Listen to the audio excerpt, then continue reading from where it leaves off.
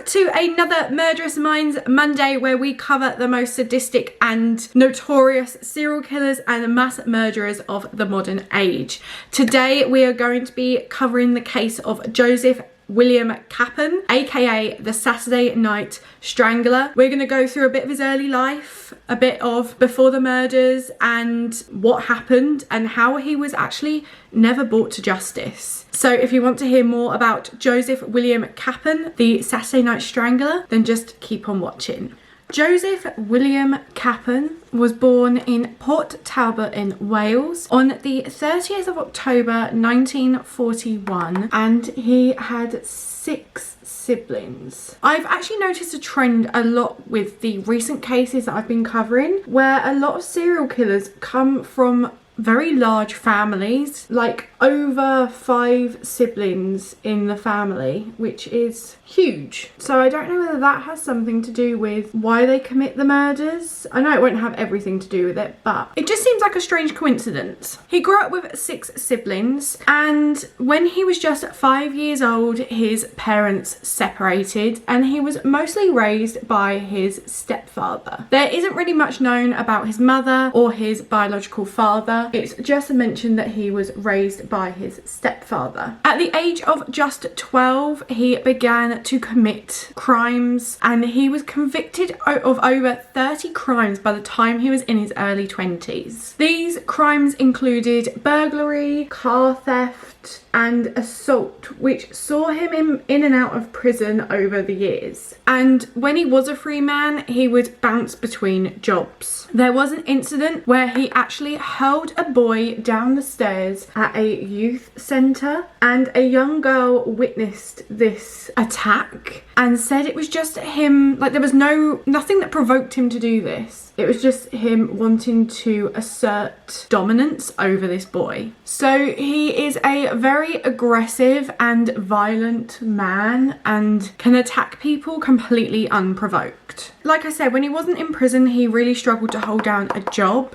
He was a long distance lorry driver for a bit, then he was a bus driver, and then he was a bouncer. Around this time he was also smoking cannabis, and he actually also dabbled in selling cannabis as well. He wasn't really a drinker, which is quite surprising because a lot of serial killers are quite heavy drinkers, but he does abuse cannabis, so kind of weighs out. But he would go to the pub occasionally and have like 2 or 3 drinks, but he wouldn't socialise with anyone at the pub, and he was just a bit of a loner. So he met his first wife, Christine, in 1962 on the beach of Port Talbot. She was 17 at the time, and Joseph was 21 or 22. Christine said the first thing that attracted her to him was the fact that money was very scarce at this time, and he bought her a hot chocolate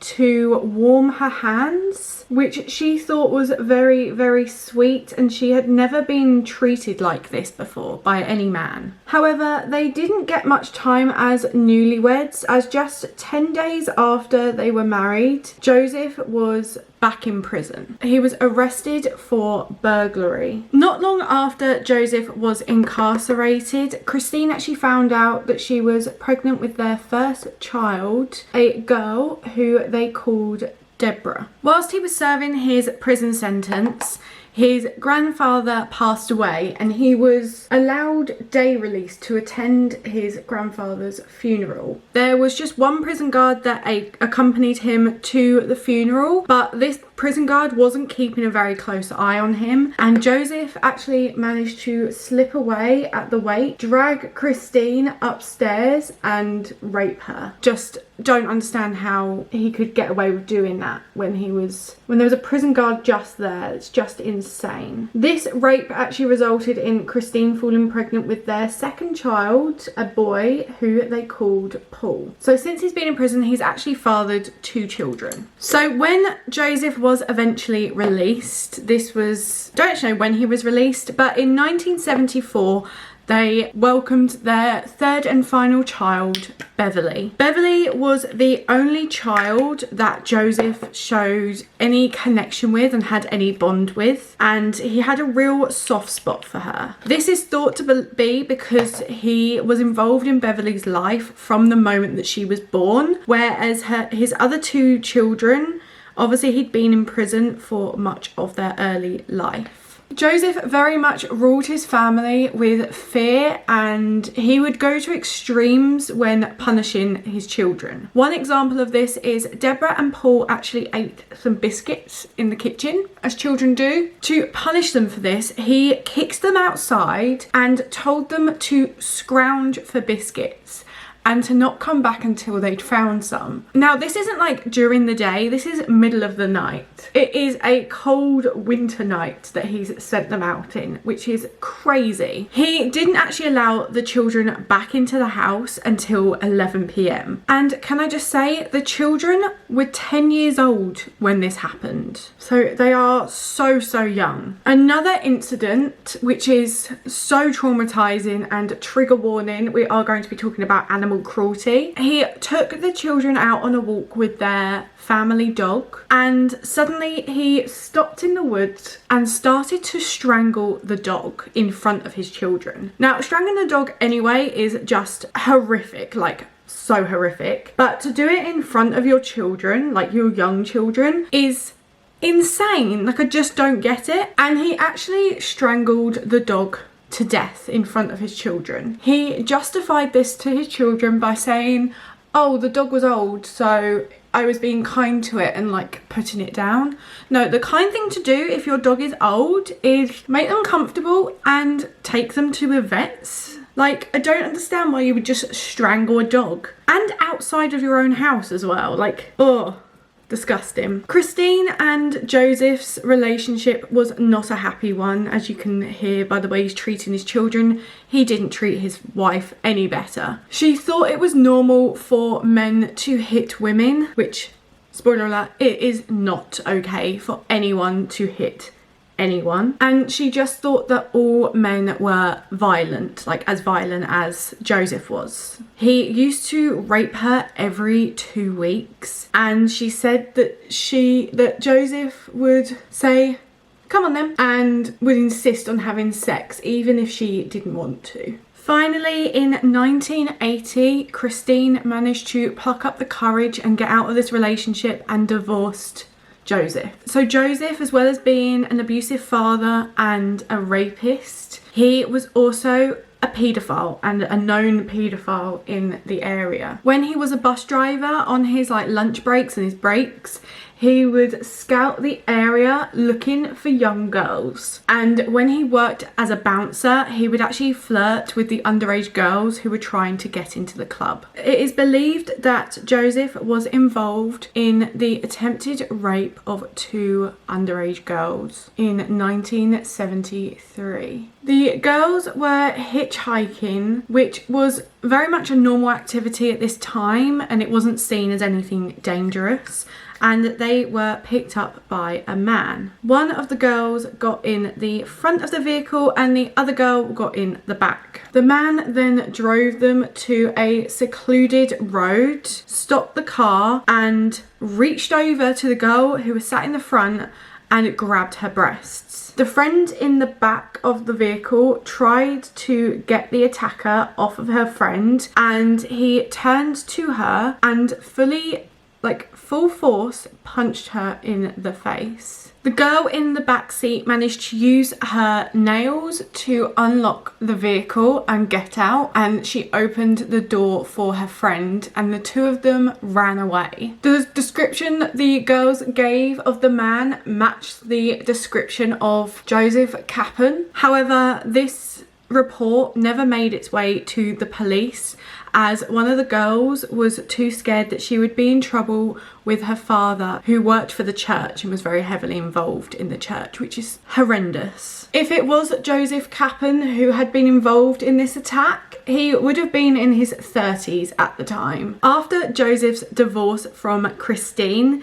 he managed to get into another relationship with a local barmaid named Sandra Wyatt. However, throughout their relationship, he actually rarely left the house. He was suffering from lung cancer and was deteriorating quickly and relied on a wheelchair to get him around. He actually died of lung cancer on the 17th of June 1990 at 49 years old. So now we get on to today's horrific cases. It was the 17th of July 1973 when the body of 16-year-old Sandra Newton was discovered by a man on a walk. He noticed that something lying in a drainage ditch down a quiet road, and he thought it was just like a mannequin, but when he got closer he discovered that it was a human body. The body wasn't really hidden, it was just laying there in the water at the opening of the drainage ditch. When the police arrived, they saw very intense black and blue bruising around her jawline, which showed that she had been in a very intense struggle during her attack. They also saw that she had actually been strangled by her own skirt. She had actually been out that night at a pub with her boyfriend, and they had got into a very heated argument according to witnesses, and Sandra had stormed out of the pub and her boyfriend had quickly followed her. And this was the last time that Sandra was seen alive. So obviously police suspected the boyfriend to be involved in this attack and set out to find him, and when they did,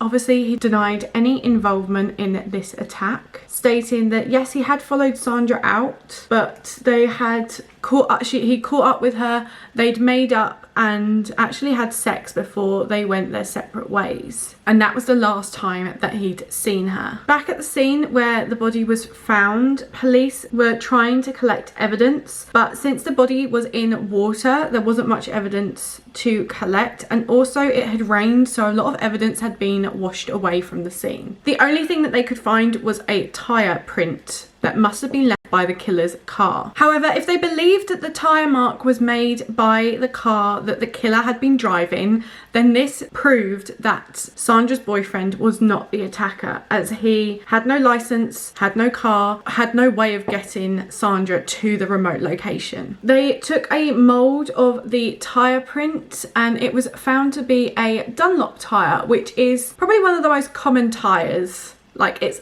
a tyre that I've heard of, and I'm not a car person, so it's a very common tyre, which obviously didn't narrow down who it belonged to. Sandra's murder obviously rocked the community, as it was the first murder ever committed. The village and the community were so close-knit, no one could understand who would have committed this murder. However, just 6 weeks after Sandra's murder, her murder would be overshadowed when 2 girls were found dead. On the 16th of September, around 10 AM, a pensioner was on a walk down a secluded area. He found the bodies of 16-year-old Pauline Floyd and Geraldine Hughes. The friends worked together in a sewing factory and they had gone missing when they hitched a lift home from work after a night out at the Top Rank nightclub in Swansea. However, they had never made it home. Pauline's body was found face down with her underwear partly removed, and she had a ligature mark tied around her neck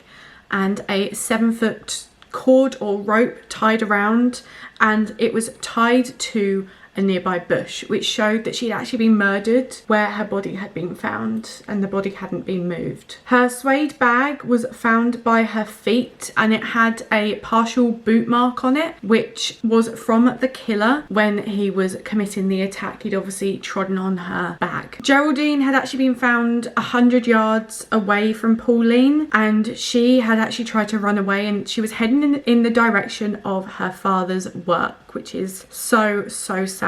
The killer had caught her and dragged her back, and he had beaten her, raped her, and then strangled her to death. During the struggle, Geraldine had dropped her jacket, and next to the jacket was the imprint of a size 9 boot. Although the shoe print couldn't help them identify the killer exactly, it sort of whittled it down that it must have been a man because of the size of the shoe, which I find sexist because I'm a size 8. But at the time, women did have smaller feet. I believe over the years, our feet have got a bit bigger.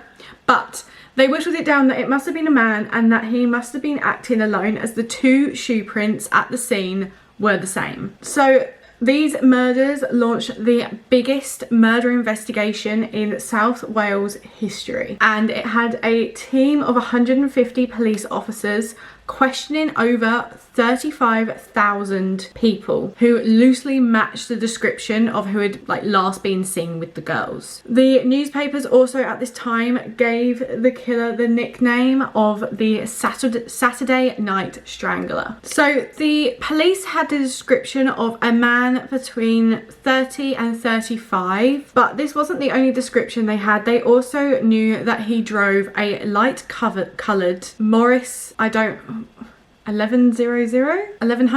I don't know how you say it. I know there's different ways of saying it. So he drove a Morris 1100 or something like that, and it was light coloured, and it was a key witness that had seen this when the car that the girls had gotten into. There were many ideas of where the murderer must have come from, but at this time, obviously we're in the 70s, there weren't computers to go by, so they had DNA, but they had to go through paper copies and cross off everyone that wasn't the murderer, which is insane. When the investigation began, they then linked the 3 murders. So the murders of Geraldine, Pauline and Sandra were all linked, and they believed it was the same killer that they were looking for. However, these 3 murders were actually only linked in the early 2000s, so they'd already spent years, decades, at least 2 decades trying to find the murderer. So there were semen stains found at the scene of the crime of Geraldine and Pauline, and these were isolated and they matched the DNA that was found at the scene of the crime of Sandra. However, this DNA was not a match for anyone on the criminal database, which had only recently been set up at the time when the murders were linked. Obviously, this also proved that Sandra's boyfriend was not the murderer, and this fully ruled him out as a suspect. So although the DNA did not match anyone on the criminal database, the scientists came up with a trailblazing idea of how they could find the identity of the killer with the database that they held. They stated that you inherited half your DNA from your parents and you pass this DNA on to your children. So they could take the database and find a possible child of the killer. Very, very smart. Love this. So this meant that they printed off a spreadsheet with several thousand DNA profiles for men in South Wales, and they would sit down with a pencil and again cross out any names that didn't match. They actually whittled it down to 100 names after several hundred hours. They all were exact half matches for the DNA that had been found at the crime scenes. This was groundbreaking as it was the first time it had ever been done in UK history and possibly the history of the world. There was no recorded time this has been done anywhere else. So the detectives had managed to whittle down the list from 35,000 to 500 prime suspects. So the shortlist was based on the DNA evidence plus the description of the man that they had. They also had to know if he did own a light coloured Morris 1100. After cross-referencing everything, there was only one name that stood out, and that was Kappen. So local car thief Paul Kappen, who was Joseph Kappen's son, was on the criminal database for car theft. However, it couldn't have been him that committed these murders as he was only 7 at the time that these murders occurred. However, they had actually questioned Joseph Kappen in 1973 in relation to the murders as he fitted the description of the man that was seen with the girls. The police had visited the nightclub that he worked at, where he was a bouncer, but he had an alibi from his wife, claiming that his car wasn't working the night of the murders. However, now that his son's DNA was a 50% match to that of the killer, they decided to go and pay Joseph a visit. However, this is when they found out that Joseph had actually died 11 years earlier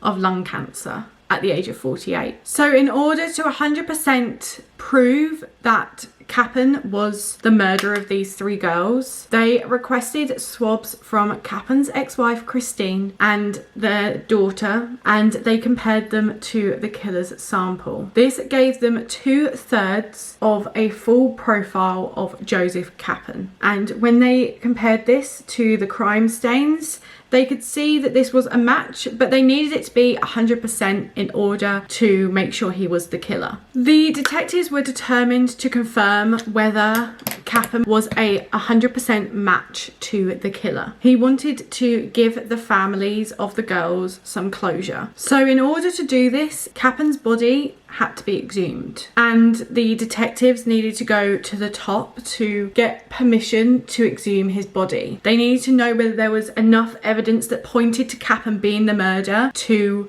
justify disturbing him. Because obviously you could be disturbing an innocent man. Obviously we know they're not, but at the time they didn't know that 100% for sure.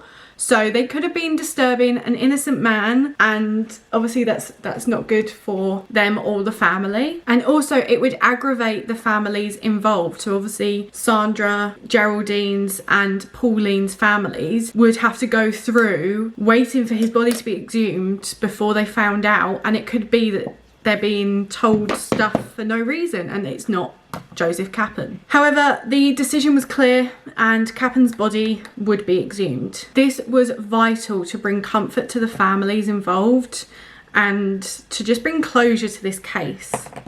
Obviously, they've been working on this for nearly 30 years at this point. So the police made history in 2002 when the body of Joseph Kappen was exhumed. The police stated that it was a thunderous, horrific night, and just as they got to Kappen's coffin, lightning struck. So it was like they were releasing evil. Like, could you imagine? That would just fill you with terror. So forensic DNA was conducted in Swansea and it proved that Kappen had murdered the 3 girls. But obviously he would never be brought to justice. But none of the families ever stopped looking for answers as to what happened to their children and to their loved ones and who had committed these horrific murders. And although they were getting on with their life, they couldn't completely move on without knowing who had been responsible. But after nearly 30 years, they were finally given closure. And this was closure for all 3 families. Sandra, Geraldine and Pauline's families described all the girls as loving and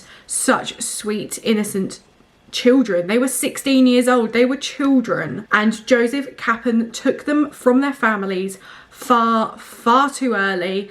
And he never faced any consequences for these murders, which just fills me with so much anger. I get that he died of lung cancer, but he took that to the grave. He knew that he'd committed these murders. I always think, like, surely if you're terminal, like, maybe this is just me, but if you're terminal, why not confess? This could have finished this off 20 years previously, nearly. It was just, oh no, 10 years previously, sorry, when he died in 1990. That is the end of today's case. Completely different to any previous cases that I've covered on this channel, because this killer was never brought to justice and never faced any charges for his murders. And like I said, that just fills me with anger. But let me know what you think of today's case, whether you found it interesting. Let me know any other cases that you want to hear me cover. And join me next week for next Monday's Murderous Minds Monday, where I cover another serial killer, mass murderer of the modern age. So if you don't want to miss that, subscribe down below. Comment below your thoughts and just have a discussion down below about any true crime stories and anything you want to hear. I love hearing from you guys. But yeah, that is the end, and I will see you next week. Bye!